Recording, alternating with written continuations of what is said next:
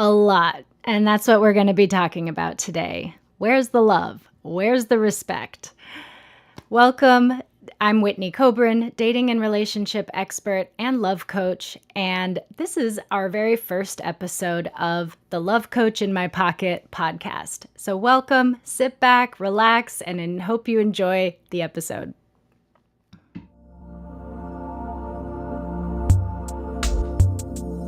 Hi, this is Whitney Kobrin, dating and relationship expert and love coach, welcoming you to the Love Coach in My Pocket podcast, where we talk about all sorts of things related to dating and relationships in this crazy modern world.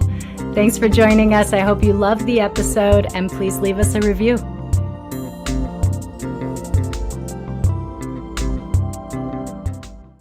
Hi, welcome. All right, we are going to jump right in. I am going to be talking today about what is the matter with dating today. And geesh, there are so many different things that we could talk about. But what I've noticed is that the things that we need in long-term relationships to be happy, we need those things in the dating process. And the problem is that nobody wants to give it. Because nobody wants to be the one going out on a limb. Nobody wants to let another person know that they like them because, that might push them away. We can't double text. Like all of the things that actually work in a happy, healthy, long-term relationship, which a lot of people have never even seen one of those because, let's face it, we all learn our relationship skills from mostly two places. One, our families, which I think they're all dysfunctional to some degree, some more than others, but it's hard to find a perfect relationship. That some people might have very good role models out there. And we learn our skills from TV and movies and media, right? Which is all about tragedy and comedy. And it's boring and rare to find actual healthy role models and happy couples in the media. We like the drama, right? We watch these shows for the breakups and the fights and the drama. And it's like, then we wonder why our own love life is full of tragedy and comedy. So I'm just going to focus on one area today for this episode, and there will be many more topics that we can go deep into later, but love and respect. And I'm going to go ahead and say that naturally the masculine and the feminine are also different. All right. And I know that there's all kinds of exceptions and things, but even in same-sex relationships, there tends to be a more masculine, a more feminine. It could be just men and women. So I might say men and women. Forgive me if I'm overgeneralizing. I do know that that doesn't describe everyone accurately. But what we really want in relationships is women want to feel loved, cherished, honored, cared for. It's the most important thing. And for men, the most important thing is to be respected. And yes, of course, we all want both. A man still wants to feel loved. But if you're in the middle of a fight, and most fights within couples happen because she's not feeling loved or he's not feeling respected.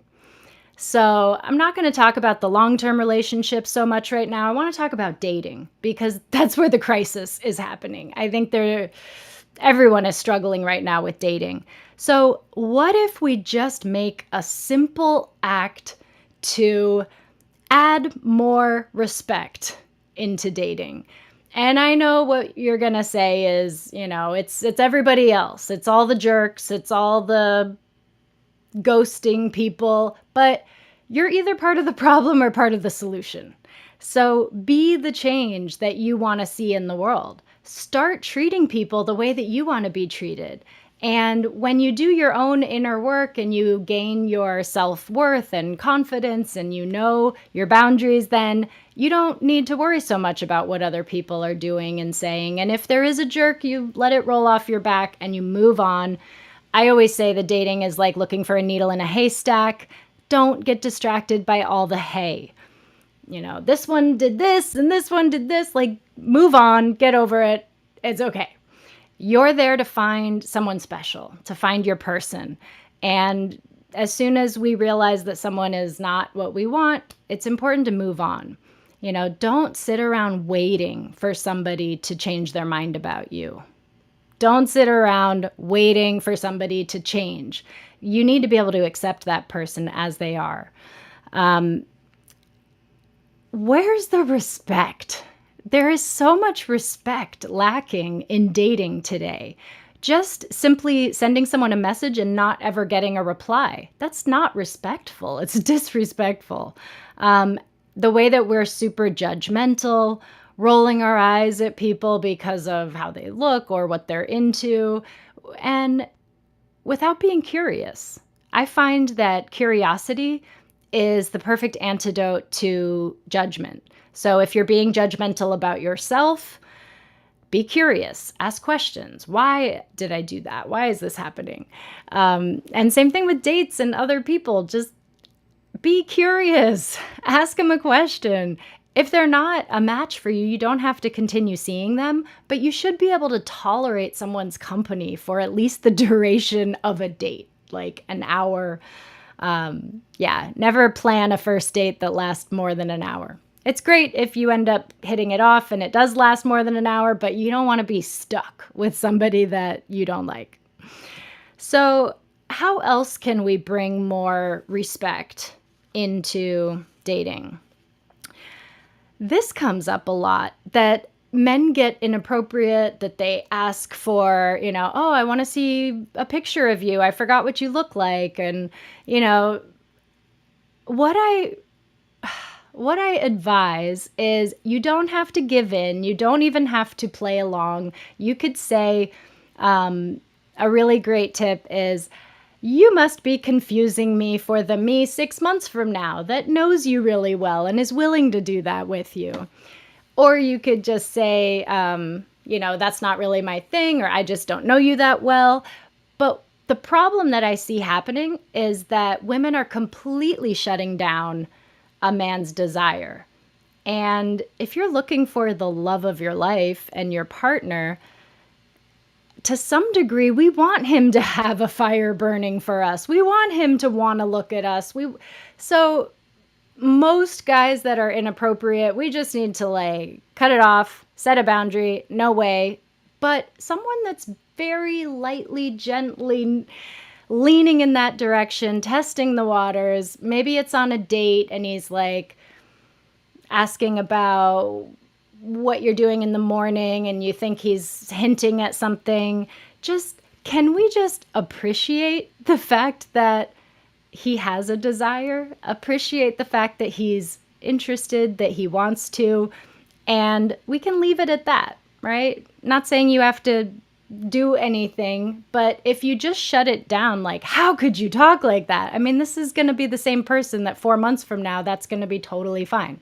So I think that there's a lot of overreaction and overprotection because we've been hurt, because we really have seen the jerks and the people that are really disrespectful. But then there's Mr., nice guy that just says something that triggers you because it reminds you of what all these other jerks are saying. How else can we bring respect? Being honest, speaking our truth, understanding that there's a lot of talk about women and our journey towards feminism and having equal rights. And it doesn't mean that we have to choose one or the other, that it's either women or it's men. So can we respect men? Can we respect the challenges that they go through, that, yes, they want to provide and protect, but not always, not right away.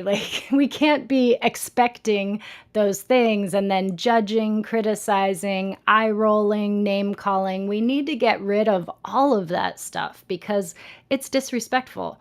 And it's not going to work in the early stages of dating, and it's definitely not going to work if you get to the later stages of dating. So men most crave respect. And women most crave being loved. So obviously, you can't just expect someone to love you right in the beginning when you're dating, but you can create that feeling and those habits that you honor her, that you respect her. This love that we crave shows up in different ways. It might be just that we want to feel close to our partner, like physically, proximity. And again, not too soon because we need to get comfortable first. Somebody needs to be able to say they're sorry, right? To apologize, to make peace.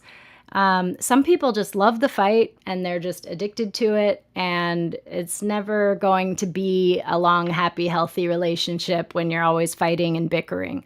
And it doesn't have to be. You can learn new ways to communicate. Opening up. This is a great one for a first date, second date. Don't talk about your ex. I hope you know that by now.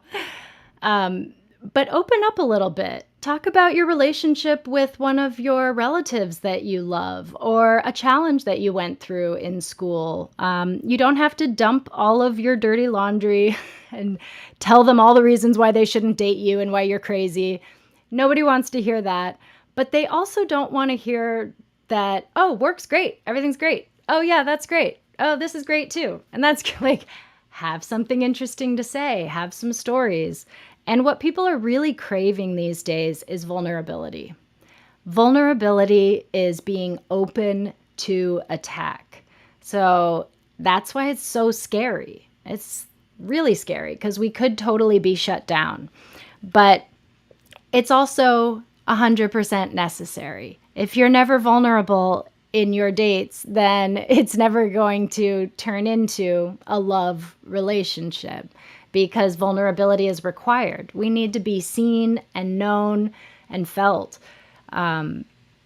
both in our most vulnerable moments and most powerful version of ourself. That's really when we have love. But going back to in the early stages of dating, just understanding, and this again comes with the curiosity. I think we make way too many assumptions and don't communicate enough in the early stages of dating. If somebody were to ask me out on a date for Friday and then I don't hear a word from them, I'm not going to be making the assumption that, oh, the date's off, oh, they forgot, oh, they don't care about me, oh, they're a horrible person. I get that they're probably busy, but I would reach out. I would confirm. I would check. I wouldn't sit there and stew and just be mad and like play this game where I can't reach out to them. You can reach out to them. They're just people. I think this is like, we need to stop being so worried about being rejected. And again, this requires the inner healing that I teach as a coach. A lot of what I do is not the practical strategy. I will give that away left and right. I give webinars, I do talks. I'm going to be talking about it on this podcast. The work that I do is really the healing work, the embodiment, the experience of healing our past traumas and opening to a love unlike anything that we've ever experienced before. And of course, there is some technique and strategy that we have along the way. But today, what I want to leave you with is let's bring back respect into the dating scene. Let's actually allow people to get to know us. Let's assume that we could potentially love this person. So let's honor them instead of just being harsh and critical and judgmental and quick to write people off. I mean, nobody wants to waste time, but you vet someone and you go out and you don't spend more than an hour and you gain something from that experience. You learn something, even if this is not your partner. You have an opportunity to practice being vulnerable, practice speaking up for yourself, practice the right kind of dating skills. Because when you are in the habit of being a good communicator, respectful, and open to the other person, then you will create a lot more of that in your life and attract people that can fit in with that. So thanks for being here. This was our very first episode. We'll be doing many more on the Love Coach in My Pocket podcast because you need a love coach. And now you have one at all times right in your pocket. See you soon.